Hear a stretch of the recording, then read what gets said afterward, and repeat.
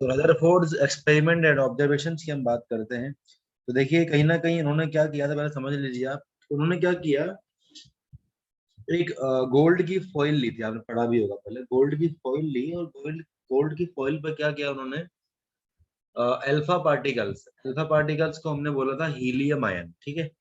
Alpha particles को उन्होंने बम्बारिंग करवाई थी। बम्बारिंग का मतलब होता है कि बहुत सारे पार्टिकल एक बार में इन्होंने स्प्रेड आउट कर दिए, छोड़ दिए, ठीक है।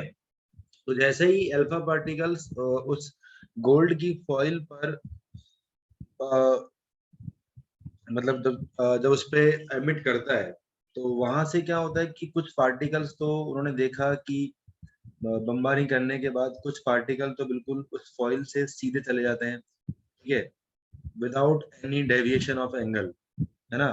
और कुछ पार्टिकल जो है, नहीं, कुछ पार्टिकल तो किसी एंगल से डेविएट होते हैं, कुछ पार्टिकल जो है वो वापस भी आ जाते हैं। और 20,000 में से एक पार्टिकल ऐसा था जो बिल्कुल स्ट्रेट लाइन में चला गया, ठीक है। स्ट्रेट लाइन का मतलब ये हुआ कि मतलब बिल्कुल ही 180 एंगल डिग्री से वो बिल्कुल वापस आया था। तो स्ट्रेट लाइन में अगर आया है तो हमने ये देखा कि जब वो टकराएगा किसी एक पार्टिकल से, तो वापस से वो उसी डायरेक्शन में आएगा, तो इसका मतलब ये होगा रिपल्शन होगा। तो हमने ये माना कि कुछ पार्टिकल तो बिल्कुल किसी एंगल से डेविएट हो गए, कुछ बिल्कुल सीधे निकल गए, कुछ किसी एंगल से वापस आ गए, और उनमें से एक पार्टिकल ऐसा था जो बिल्कुल 180 डिग्री से एंगल से वापस आया था। तो इसका मतलब ये हुआ कि एटम का बहुत सारा पार्ट तो खाली है, और एटम के सेंटर में एक पॉजिटिव चार्ज प्रेजेंट है, जिससे टकरा के वापस से अल्फा पार्टिकल अपनी डायरेक्शन में आ गया। दैट मीन्स वहां पर न्यूक्लियस प्रेजेंट है। ये इसका ऑब्जर्वेशन था इस रदरफोर्ड मॉडल का। तो हम लिखेंगे कि in this experiment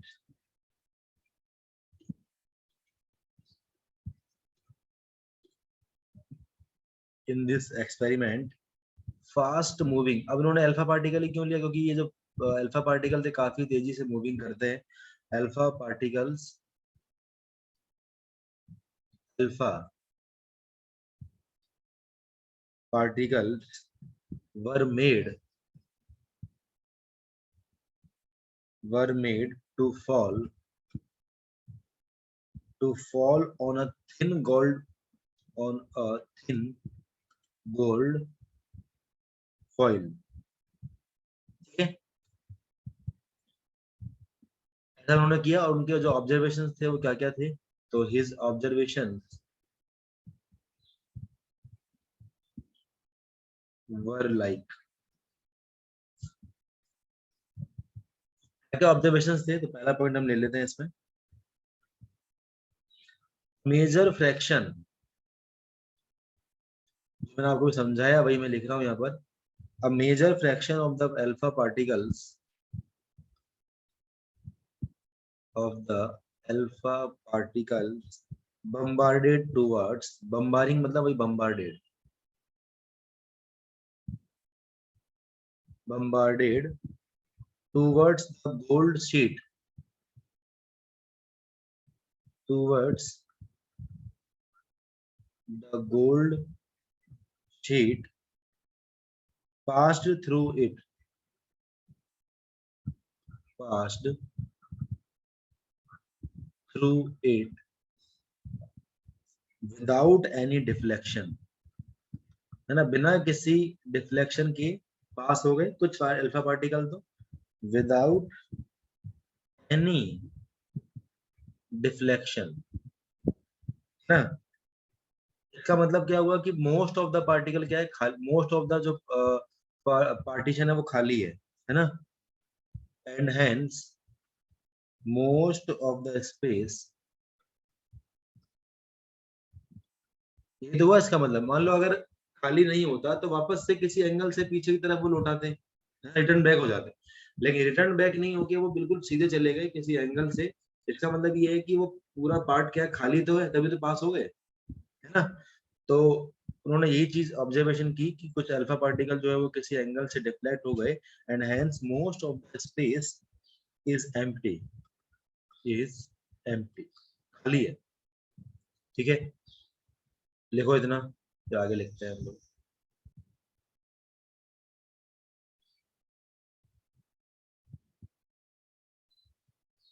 Some of the alpha particles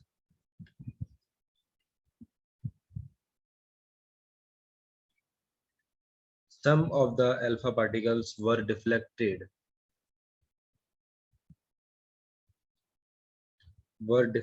by the gold sheet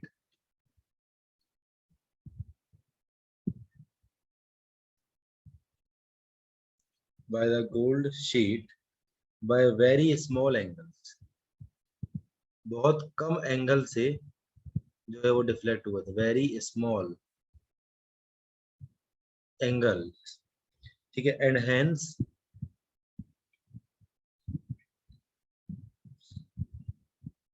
hence positive charge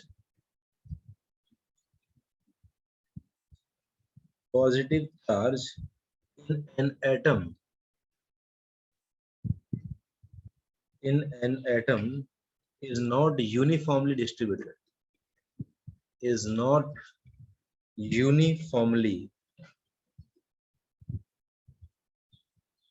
distributed, मतलब हर जगह सेम जो है पॉजिटिव चार्ज वो डिस्ट्रीब्यूटेड नहीं है, क्योंकि कुछ पार्टिकल जो है वो स्मॉल एंगल से डिफ्लेक्टेड होते हैं। इसका ऑब्जर्वेशन था। ऑब्जर्वेशन नंबर 3 था the positive charge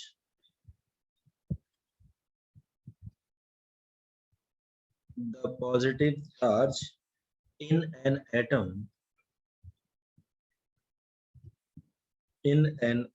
is concentrated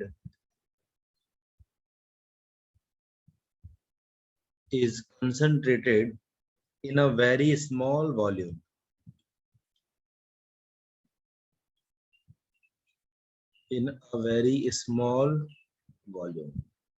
ठीक है। और इसका लास्ट जो इसका ऑब्जर्वेशन था, that was very few of the alpha particles were deflected back. कुछ पार्टिकल जो है वो बैक साइड में डिफ्लेक्ट हो गए थे, deflected back side. that is only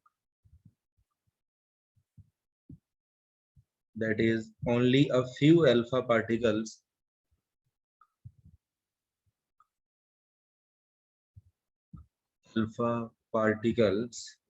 had nearly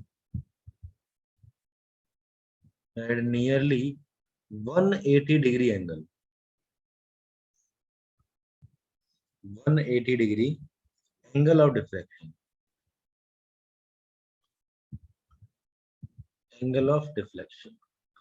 तो ये 180 डिग्री जो एंगल है बहुत इंपॉर्टेंट पॉइंट था, ये जो बताता है कि एटम के सेंटर में एक पॉजिटिव चार्ज प्रेजेंट है जो कि न्यूक्लियस है। so the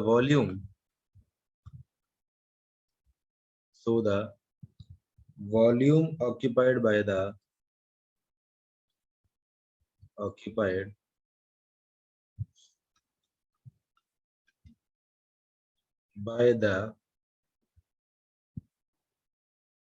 positively charged particles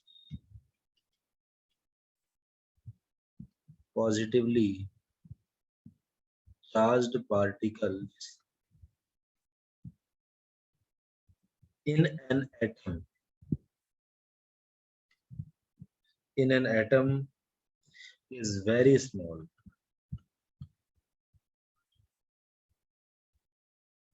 as compared to the total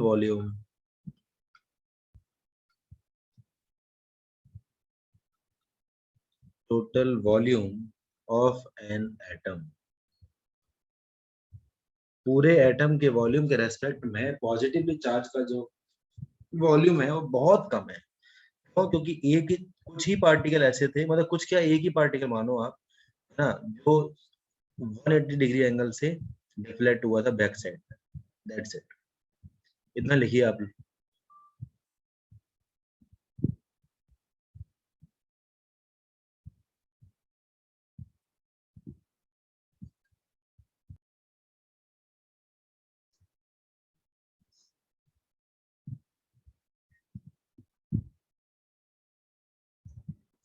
तो ये हमारे पास रदरफोर्ड का मॉडल जो है वो कंप्लीट हो जाता है। इसके बाद अब इसके कुछ ड्रॉबैक्स हैं, वो हम देख लेते हैं। ड्रॉबैक्स भी इंपॉर्टेंट है कि इसमें ये ड्रॉबैक्स के अंदर क्या क्या चीज इन्वॉल्व थी, कि उन्होंने एक्सप्लेन किया था कि एटम जो है वो उसके इलेक्ट्रॉन जो है रिवॉल्व करते हैं न्यूक्लियस के चारों तरफ, ठीक है।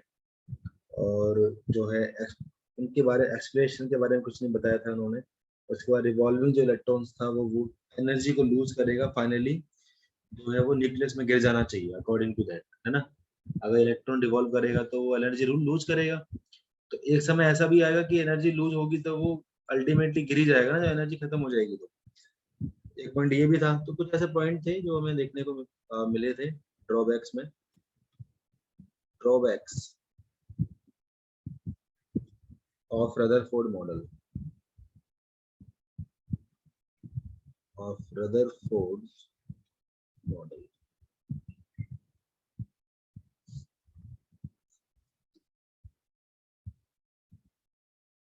तो पहला पॉइंट था इसमें, he explained he explained that the electrons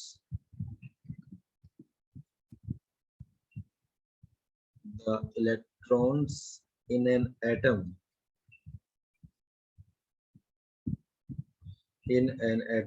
revolve around the nucleus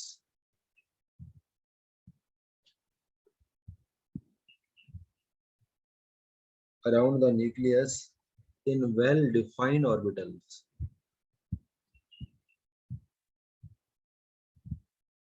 Well-defined orbits,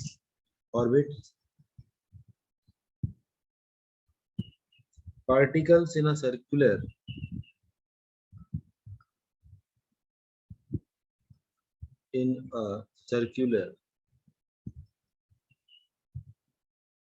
orbit would experience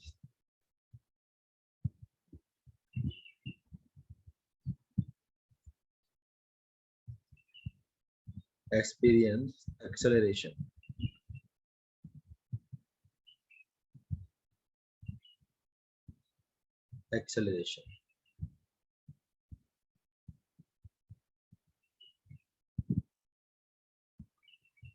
ये मतलब उसका एक पर्टिकुलर एक्सीलरेशन भी होना चाहिए। अगर इलेक्ट्रॉन जो है रिवॉल्व कर रहा है न्यूक्लियस के चारों तरफ, तो उसका एक पर्टिकुलर क्या होना चाहिए, एक्सीलरेशन भी होना चाहिए। ये हमारा एक ड्रॉबैक हमें देखने को मिला था, ठीक है। दस the revolving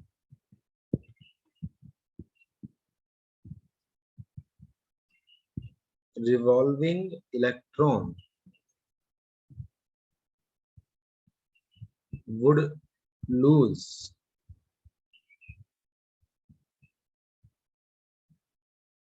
energy and finally fall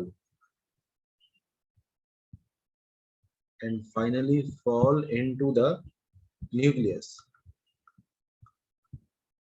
और लास्ट में न्यूक्लियस के अंदर वो गिर जाना चाहिए अगर वो रिवॉल्व करेगा तो, और एनर्जी को लूज करेगा तो, उस केस में।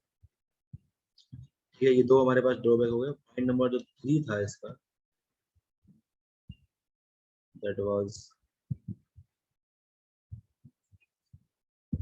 this cannot take place but this cannot take place but this cannot take place as the atom would be unstable. Atom would be unstable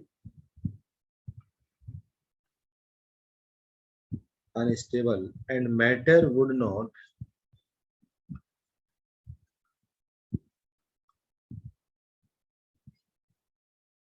अगर ऐसा होगा तो क्या होगा, atom would be unstable and matter would not exist। अगर ऐसा होगा तो ये तो पॉसिबल ही नहीं होगा ना फिर एटम का। in the form of as we know, in the form we know, that's it।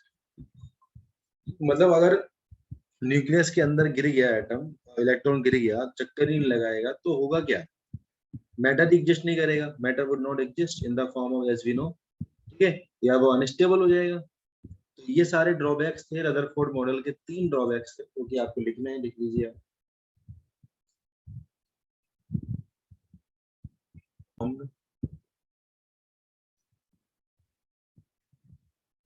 Performed by Robert Millikan,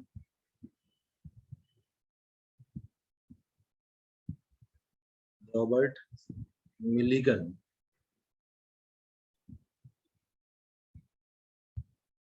and Harvey Fletcher,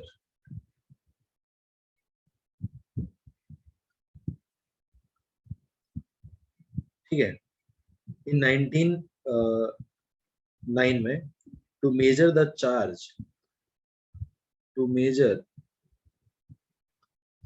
the charge,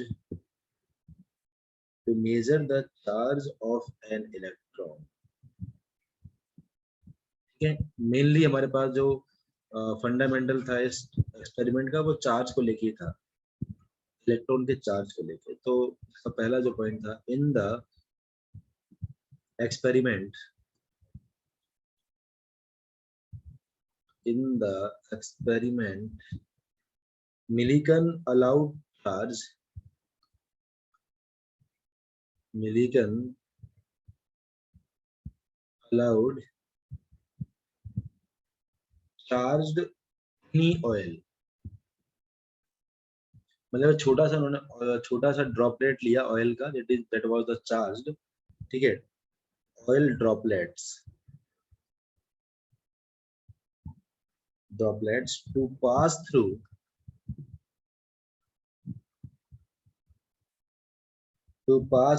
a hole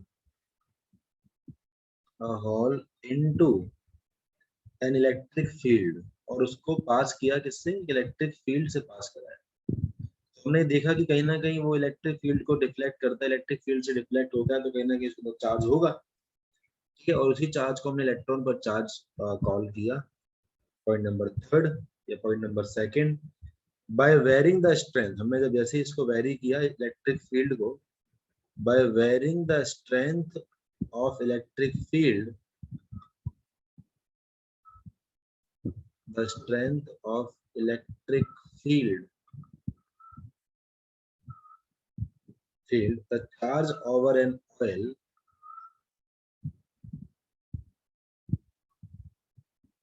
the charge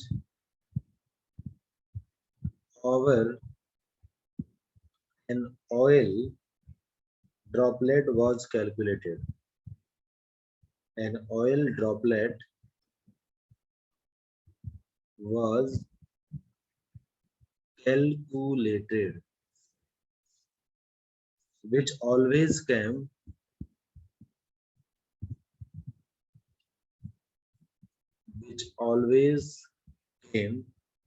as an integral value, जो हमेशा एक integral value को बता रहा था, that was the E, an integral value, जिसको हमने mass of electron call किया था, इंटीग्रल वैल्यू ऑफ स्मॉल ई, ठीक है, इतना लिखो।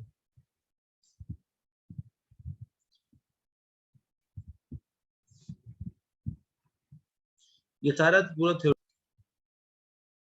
मिलिकन ड्रॉपलेट, जो ऑयल ड्रॉपलेट हमारे पास एक्सपेरिमेंट था, the conclusion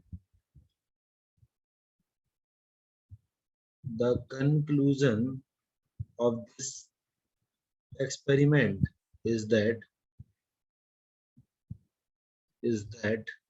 the charge is said to be quantized, का मतलब होता है कि हर बार इतना मल्टीप्लाई हो रहा है, मतलब कि जितना आप इसको वेरी कर रहे हो कि हर बार इतना टाइप इतना चार्ज, ई चार्ज जो है वो बढ़ रहा था, तो वो क्वांटाइज का मतलब होता है कि n टाइम्स बढ़ता जा रहा था, n की वैल्यू ई थी, ठीक है, क्वांटाइज हो रहा, मतलब that means the charge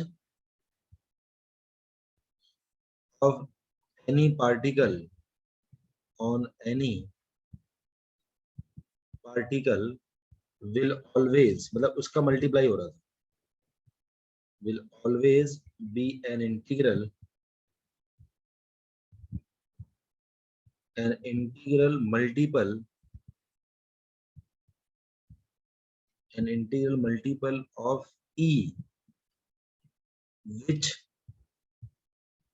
is, जिसकी वैल्यू थी e equal to 1.6 10 to the power minus 19 coulomb. ठीक है, ये e की वैल्यू थी, लिख लो इसको। तो इतना हमारे पास वैल्यूज थी किसकी, एक इलेक्ट्रॉन पर चार्ज की, और ये जो इलेक्ट्रॉन पर चार्ज होता है वो कहीं ना कहीं एक इलेक्ट्रॉन पर चार्ज है, उसकी यूनिट है कूलाम सी।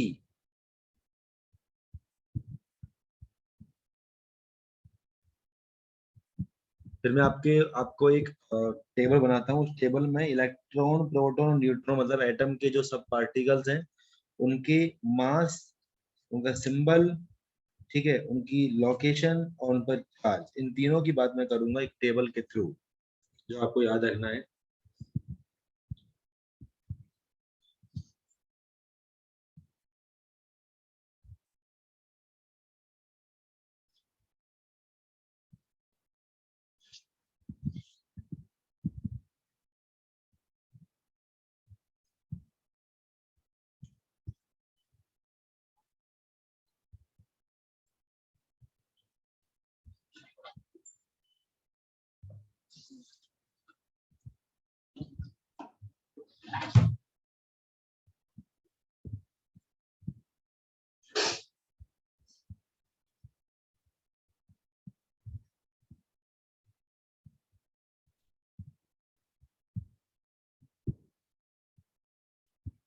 नहीं खत्म हुआ, 4 बजे तक है ना, 4 बजे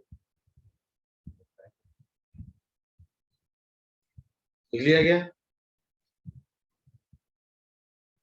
एक मिनट। उसके बाद नेक्स्ट हमारे पास हेडिंग है properties, properties of electrons, protons and neutrons, protons and neutrons.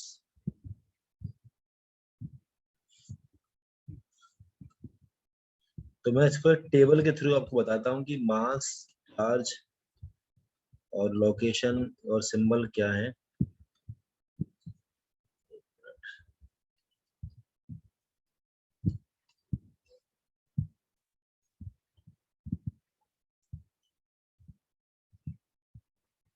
ठीक है,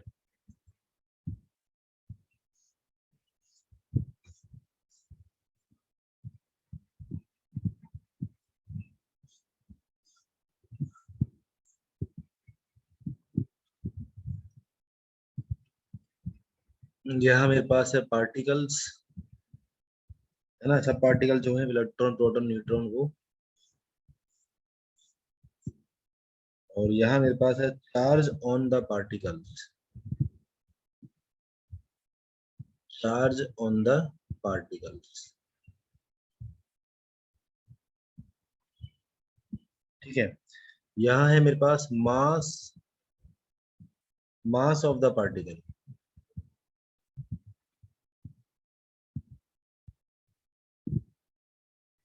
हिमांशु सर, हिमांशु सर, ये अनाज छील लो ना यार, बैठे हुए अनाज छील लो, लाओ, चक्कू है नहीं अपने पास, चक्कू है क्या? चक्कू तो है नहीं, खड़ा हो गया मेरे में, अनाज कैसे लूंगा, तो नहीं जाएगा, इधर तो नहीं होगा। और इसके बाद सिंबल,